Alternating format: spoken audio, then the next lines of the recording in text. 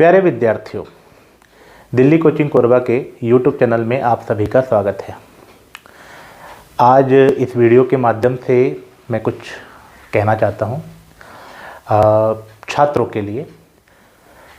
सीधे तौर पर अगर मैं कहूँ तो मैं ये कहना चाहता हूँ कि अब आप सभी एकजुट हो जाइए, क्योंकि अब वक्त आ गया है कि आप अपनी मांगों से सरकार को परिचित करवाएं, अपनी समस्या से सरकार को अवगत कराएं। और तो और अब आपको ज़मीनी स्तर पर भी लड़ाई के लिए तैयार रहना चाहिए। मेरे कहने का तात्पर्य ये हुआ कि जैसे कि छत्तीसगढ़ में अभी स्थितियां बन रही हैं, यहाँ प्रतियोगी परीक्षाएं रुकी हुई है। जो प्रतियोगी परीक्षाएं हो चुकी हैं उनके रिजल्ट लटके हुए हैं। ऐसा क्यों? इसके पीछे क्या कारण है? तो जो विद्यार्थी नए हैं, जो विद्यार्थी काफ़ी समय से इन सब बातों से अनभिज्ञ हैं, उनके लिए, और जो विद्यार्थी अभी नए जुड़ रहे हैं, प्रतियोगी परीक्षाओं में अपना करियर बनाने के लिए आगे आ रहे हैं, उनके लिए भी कुछ बातें मैं सिलसिलेवार तरीके से बता देना चाहता हूं, ताकि वे वर्तमान परिदृश्य को समझ सके। तो देखिए, स्थिति ये है कि हमारे छत्तीसगढ़ में 58% आरक्षण के साथ प्रतियोगी परीक्षाएं आयोजित होती रहती थी। 2012 से 2022 तक तो यही स्थिति थी। 2022 में एकाएक 19 सितंबर 2022 में हाईकोर्ट का डिसीजन आता है, और हाईकोर्ट हमारे राज्य में जो 58% आरक्षण के साथ प्रतियोगी परीक्षाएं हो रही थी उसे असंवैधानिक बताते हुए 50% आरक्षण को संवैधानिक बताता है, और उनका कहना है कि अब राज्य में आगामी परीक्षाएं 50% आरक्षण के साथ ही होनी चाहिए। तो हाई कोर्ट का जो ये डिसीजन आता है, यह हमारे स्टेट गवर्नमेंट की विचारधारा से बिल्कुल अलग रहता है, और स्टेट गवर्नमेंट एक विशेष सत्र का आयोजन करती है 2 दिसंबर 2022 को। राज्य सरकार के द्वारा एक नया प्रस्ताव लाया जाता है, और इस नए प्रस्ताव में ओबीसी, एसटी, एससी तीनों के आरक्षण को मिलाकर और ईडब्ल्यूएस के आरक्षण को मिलाकर कुल 76% आरक्षण का प्रावधान किया जाता है। हालांकि ये तो केवल राज्य का एक विधेयक मात्र है, इसे तो अभी राज्यपाल की सहमति भी मिलनी जरूरी है, और इसमें अगर संवैधानिक गलतियां हैं तो सुप्रीम कोर्ट के द्वारा भी इसे रोका जा सकता है।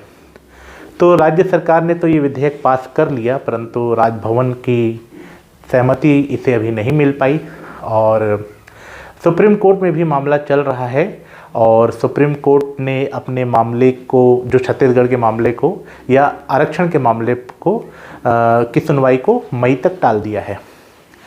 ये सब तो हुआ संवैधानिक बातें। इसमें कौन सही है, कौन गलत है, सरकार सही कर रही है, न्यायपालिका सही कर रही है, हमें इन विषयों में नहीं पढ़ना है।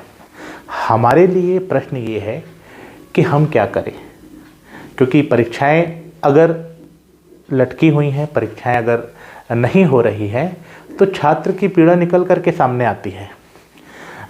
कई छात्र जो हैं उनकी उम्र सीमा पार हो रही है, और वे चाहते हैं कि वो उम्र के रहते तक या उम्र की सीमा के रहते तक अपनी परीक्षा में बैठ करके सफलता प्राप्त करें, अपने करियर को बनाएं।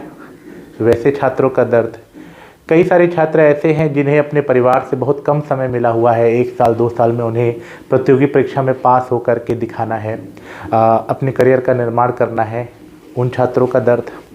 कई सारे छात्र ऐसे हैं जो बेरोजगारी से जूझ रहे हैं, और अपनी आर्थिक स्थिति को अच्छा करने के लिए उनके पास एक ही रास्ता था, वे प्रतियोगी परीक्षाओं में बैठ करके किसी अच्छे पद को प्राप्त करना चाहते थे।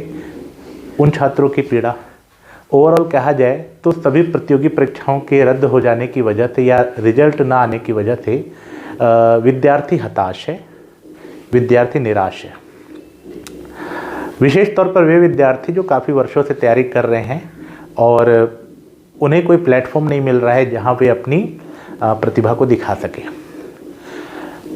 देखिए, मैं ऐसे विद्यार्थियों से कहना चाहूँगा कि देखिए, तैयारी तो आपको करनी ही है, तैयारी के लिए आपको रुकना नहीं है। हालांकि मेरा ये कहना बहुत आसान है, स्टूडेंट के लिए करना बड़ा मुश्किल है कि भाई आप जब तक आपको एग्ज़ाम का डेट ना दिखाई दे, एग्ज़ाम ना दिखाई दे, तब तक तैयारी कैसे की जाए। लेकिन फिर भी कोई भी प्रतियोगी परीक्षा इंटायरली होनी तो है ही, क्योंकि प्रतियोगी परीक्षा से सरकारी कर्मचारियों की नियुक्ति होती है, और जब तक पद खाली होंगे, उनके पदों की नियुक्ति नहीं होगी, तो फिर सरकार का काम कैसे चलेगा।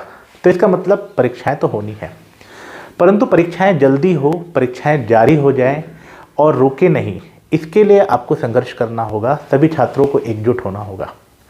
क्योंकि देखिए, अगर आप सरकार को पर प्रेशर नहीं डालेंगे, सरकार पर अपने संख्या बल का प्रभाव नहीं दिखाएंगे, तो सरकार इस विषय को कभी भी गंभीरता से नहीं लेगी। हो सकता है सरकार को उन चीज़ों के बारे में जानकारी ही ना हो, जो आपकी पीड़ा है उस पीड़ा का एहसास ही ना हो। सरकार भी एक प्रकार से सामाजिक सरोकारों को ध्यान में रखते हुए ही कोई नियम बनाती है, इसलिए हम सरकार को कटघरे में खड़ा नहीं करते हैं, लेकिन हमारा उद्देश्य है कि हम सरकार तक अपनी बात को पहुंचाएं। तो इसके लिए सारे छात्रों को एकजुट होना होगा और एक मांग रखनी होगी। वो मांग ये कि प्रतियोगी परीक्षाओं को जारी किया जाए।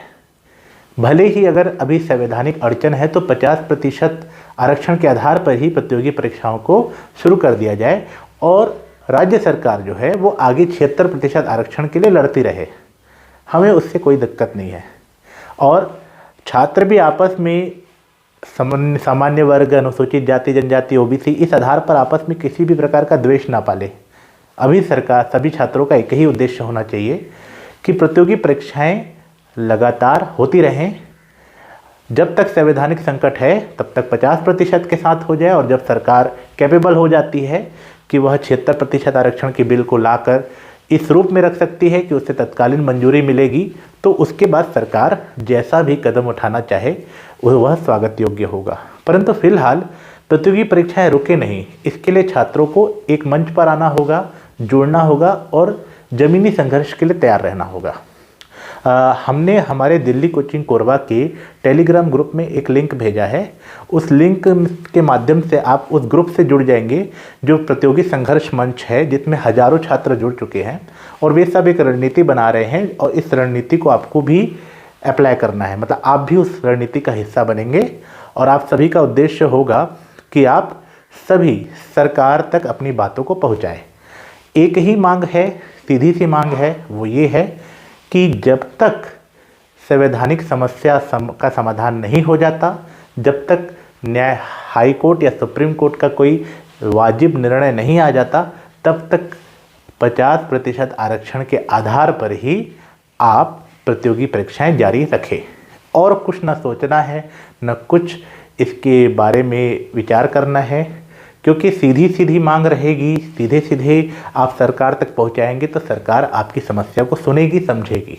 वैसे भी ये चुनावी वर्ष है, तो सरकार पूर्ण प्रयास करेगी कि आपके हितों की भी पूर्ति हो। इसी के साथ मैं अपना वीडियो समाप्त करता हूं। जय हिंद, जय छत्तीसगढ़।